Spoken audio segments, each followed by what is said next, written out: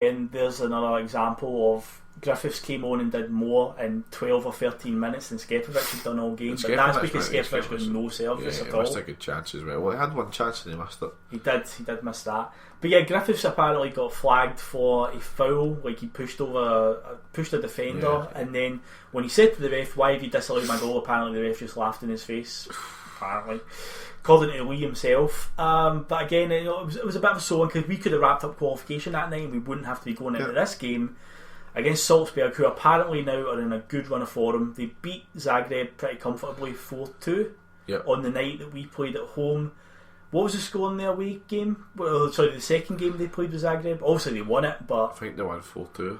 4-2. I'm sure they beat them heavily in both games. Basically, they put a few past them. Because this team are now in form. Because when we played them in September, we probably got them at the right time because they were in a transitional period. But they seem to have found their feet now.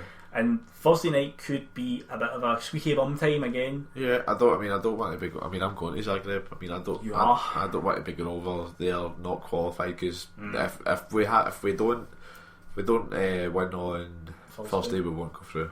But there's no way we'll beat Dinamo, or I don't think we'll even draw with them. I know. Although you never know, Zagreb could go and play Astra here, and Astra could hold them. Well, that's true. It could happen. Stranger things have happened.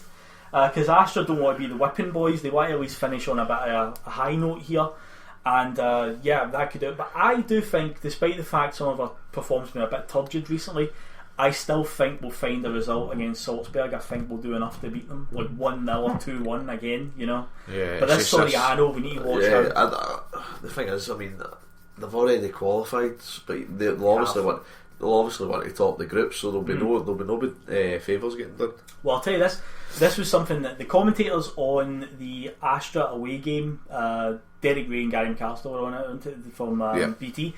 They got this wrong. They said that finishing second means that you will play you are likely to play a Champions League, but topping the group means you avoid the Champions League dropouts. That's wrong, because the way it works is there will be 16 seeded teams and 16 unseeded teams in the second round. Right. 12 group winners plus 4 from the Champions League against the 12 group runners up and 4 from the Champions League. Basically, depending how well the team does in the Champions League, they'll be seeded. So we could still, no matter if we finish top or second, we could still get a Champions League team in the next round, so it doesn't matter.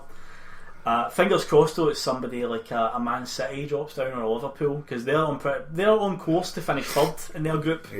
They really are. It looks like we just have to hope it goes our way. I mean, Salzburg, forget Soriano as well. I mean, he's a brilliant player, but they've got Campbell. I think he's the attacking mid. Campbell, yes, the attacking mid, the guy with the kind of blonde bit in his hair. He's really good. But no, I mean, if Celtic can actually, if we can match the performance we gave over in Salzburg, we will. I think we will win the match. I thought we were really good over there. I mean, I don't know if it was down to maybe Salzburg weren't as good, but no, I thought we put in a good enough performance. The first goal Salzburg scored over there, that was a poor goal, but there's absolutely nothing you could have done about the second one. No, totally. The free kick was magnificent. It really was.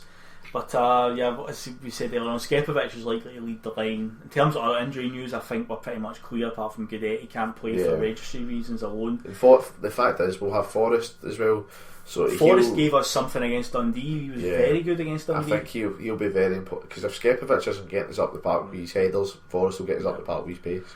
But the thing is, Callum McGregor cannot play in this game. There's a boy who's going off the boil. I think listening to Ronny Deila's comments, ever since he took over, he really rates James Forrest. That's good. And he rates Callum McGregor as well, but I don't think as much as Forrest. Yeah, McGregor's still got a long way to go. You've got to remember, McGregor's only about 21 years old. He's got a long way to go. Forrest, he's been here he's been playing in the first team since he was like 18 now, and that was in 2010 he broke in. So he's got a bit more experience about him. So McGregor will get there, but there was a point where it seemed like he was undroppable, and it was like you've got to use this boy right. You can't just keep throwing him in, because he's getting worse and his confidence is going to get more bashed. But no, to be fair, Ronny Deila seems to have wised up to that now that he's got Forrest back. That's another option. So yeah, I think we're just going to nick it against this mob. Hopefully we do, because I've got dreams of us playing in the latter stages of this, because I think we can actually go pretty far in it. I really do. Hope so. But it just depends who we get in the next round. Are the games in Astra, the Dinamo and Astra game, isn't it? Yes, they're playing in Romania, yeah. So here's hoping... I know they did beat them 5-1 in the first game, but that was in Croatia they played them. So. I mean, Dino are a pretty hard side to beat at home, so... Yeah, hopefully they have an off night, but I'd rather we just do it on our own accord, win, and that's it. Like I said, I don't want to be going over to Zagreb having not qualified, because we won't qualify if we don't beat Salzburg. Yeah, I'm worried about that one if that's the case, because Zagreb, it's a dangerous place to go. You're going, so you don't want to be going over there in a bit of a hostile environment that it might be. You keep sticking up for this, but I think Zagreb. I keep getting this idea Zagreb might be pretty bad. Zagreb, I mean, their fans, I suppose, I keep hearing their fans are quite good, but it will be a hostile atmosphere. It won't be hostile towards the fans. It'll be hostile towards the players. Just try to intimidate them a wee bit. Given recent events in certain European qualifiers between countries in that region, with drones flying into the stadium and so forth, that's what I'm thinking. I don't want to, they're quite an angry bunch at times. So let's just hope we don't have to go over there looking for a result. But I'm relatively confident we're going to get the result. So fingers crossed that does come. So touch wood, yes. So we've got a few more news stories to go over before the show's out. So I'll put any music on when we come back. Yeah, there's a certain cup game that we need to address. I don't think we can really hide from it much longer. So we song first, and then we'll talk about the League Cup semi-final. Hail, hail, the Celts are here. What the hell do we care? What the hell do we care? Hail, hail, the Celts are here. What the hell do we care now? For it's a grand old team to play for, and it's a grand old team to see. And if you know the history, it's enough to make your heart go 9 in a row. We don't care if we win, lose or draw. What the hell do we care? For we only know that there's gonna be a show, and the Glasgow Celtic will be there.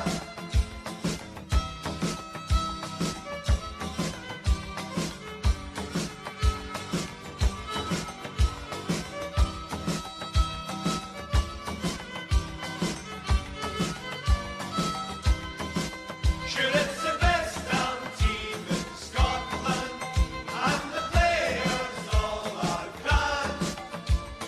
We support the Celtic as they are the finest in the land. We love them, we'll be there to give the boys a cheer when the league flag flies, and the cheers go up when we know the Scottish Cup is coming home to rest in paradise. It's coming home to rest in paradise. Who's that team they call the Celtic? Who's that team we all adore? We're the boys in emerald green and the best you've ever seen, and we're out to show the world what we can do. So bring on the hearts of Rangers, bring on the Spaniards by the score. Barcelona, Real Madrid, they will make a gallant bid, but we're out to show the world what we can do.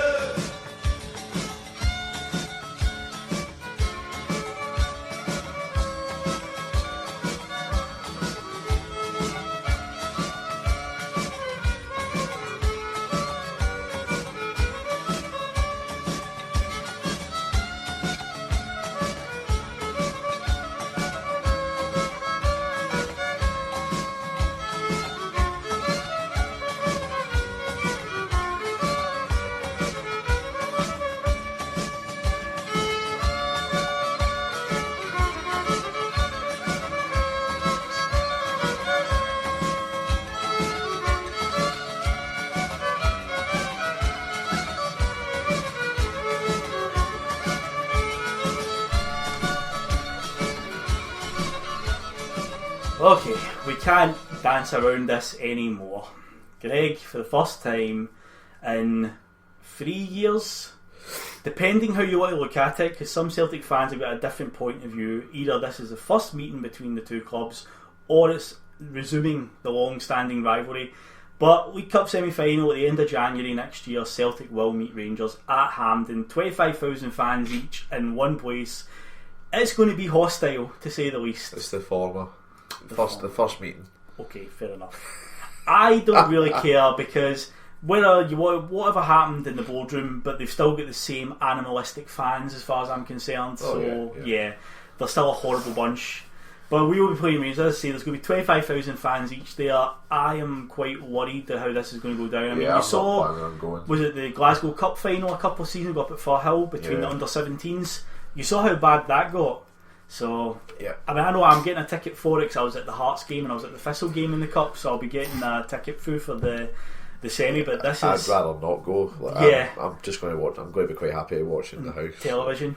Yeah, you can make a pretty penny selling your ticket, to be fair. I think we will win the match comfortably. But do you think we're going to do it comfortably then? I think we're going to. I mean, you see their performance at the weekend. I mean, don't get me wrong, had some chances against that. I mean, watched a wee bit of it, but from what I heard, there could have been about 8 men on each side by the end of the match. I mean, I've seen the challenge that Miller put in. I mean, that was even more of a red card than the Stevie Smiths. The Stevie Smith one. I heard Chris Boyd put one in as well. Nothing new there, then. I mean, people like there's some Celtic fans that are worried about this game. They are having I mean, I know things can happen in semi-finals. Like they're a one-off game. Yeah. But if Celtic want it, they'll put about 3 or 4 past them. Hope so. I really hope so, because I will happily take a 1-0 or 2-1. I will just win any way possible as long as we beat them.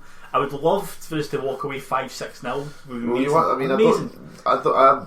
They're not going to win the league. I think they're struggling. They're not going to win their league, so you want to if they're still in that same position by by the time the game comes on, then put down a marker. Yeah. Because they could still come up through the playoffs. Put down a marker, go out and just try and pass them off the park, because all they'll have is just reckless challenges. And the only thing Rangers will have going for them in any way, shape, form is just the desire. Their players will be, because a lot of their players obviously died in the Wool Huns, who are going to be like so fired up to beat Celtic. And I mean, there's been a few forms this season for Celtic that does worry me, like how much do these guys want it. Ronny Deila has to get it through, and we have to go on a good run now up to that game, and I think we're on a good run now, as long as we can just keep that going and get the momentum, and we need to just bury them here, just absolutely destroy them. People say that though, they're going to have they're going to have some sort of edge because they've got players that have played it. We've got the same amount of players. That was absolutely nonsense. That was Chris Boyd that came out and said that. He went, we've got more players, but we've actually got, they've got, the numbers are 6 and we've got 9 that have played in an Old Firm game. Yeah. So good old Boyd, old monster munch there doing his, and plus you're forgetting the likes of Craig Gordon as well. I mean, he's played in high profile matches in Scotland before, so he won't be any slouch. Look, totally. Lee Griffiths will know what it's about as well. I mean, I don't know if I doubt he'll start, but you could trust him to come on and give them a hard time. Because we've got Lustig's played in them before, but Ambrose luckily hasn't, and Van Dijk hasn't. That was one that worried me. If Ambrose finds his way into the first team at that point, let's say there's injuries again at our right back position, and Ambrose somehow finds his way in. But Matthews, Izagiri, Mulgrew, Brown, Commons, well, we've got to say Griffiths has played against Rangers. Also on the bench, James Forrest. He's played against them. Right. Yep. So they're kidding themselves on if they think they've got any kind of edge. Nonsense. Absolute fucking tripe from Rangers as per usual. But I noticed that the media are really doing everything in their power to put all the pressure on us. Like, Celtic will win this comfortably, so it's setting us up that if we don't win it comfortably, or heaven forbid we lose, they're going to rip us to shreds. If Celtic lose, then every one of them should be run out of town, because this would be unacceptable. I don't think it'll. I mean, it's hypothetical. When you watch their performance at the weekend, and whenever they've been on the TV, like I've heard people saying that, I mean, I've got Rangers supporting pals, and they're saying that even though they're winning games like maybe 3 or 4-0, the football's terrible. They're just lumping the ball up the park. The passing is non-existent. I mean, when I watched a wee bit of that game on Saturday, there is nothing I thought to worry about. Well, I mean, Mojny himself, Rangers fans should worry about him more, because Guidetti up against him, Guidetti's got to rip him. And I love Guidetti coming out in the press and just like don't care. And it really wound them up. It did. The thing about, I mean, I'll be disappointed if Mojny doesn't play. Same. Because Black, get them in the team. The semi-final against Dundee United last year, I mean, the ball came out. I mean, the Dundee United keeper punted the ball over the halfway line.